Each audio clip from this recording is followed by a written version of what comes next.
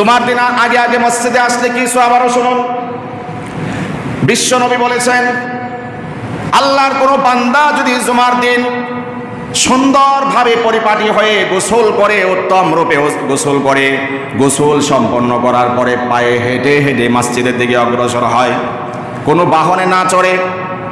যারা পায়ে হেঁটে হেঁটে মসজিদের দিকে অগ্রসর হয়,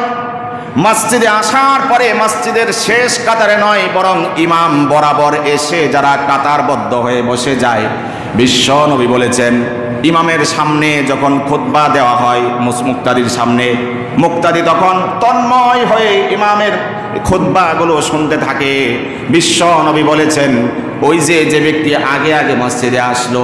ইমামের বরাবর এসে বসলো, মনোযোগ সহকারে খুতবা শ্রবণ করলো, আল্লাহর হাবিব বলেছেন ওই যে এক কদম করে করে হেঁটে হেঁটে মসজিদের দিকে এসেছে, একটি কদমের বদৌলতে 1 বছর নামাজ আদায় করলে যে সওয়াব দেওয়া হতো সমপরিমাণ সওয়াব প্রতি কদমে দান করা হবে। প্রত্যেকটি কদমে শুধুমাত্র 1 বছরের নামাজের সওয়াব দেওয়া হবে এমন নয়, নবীজি আরো বলেছেন প্রত্যেকটি কদমের বদৌলতে 1 বছর করে রোজা রাখলে যে সওয়াব দেওয়া হতো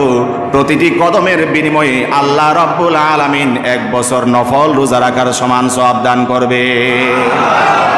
তাহলে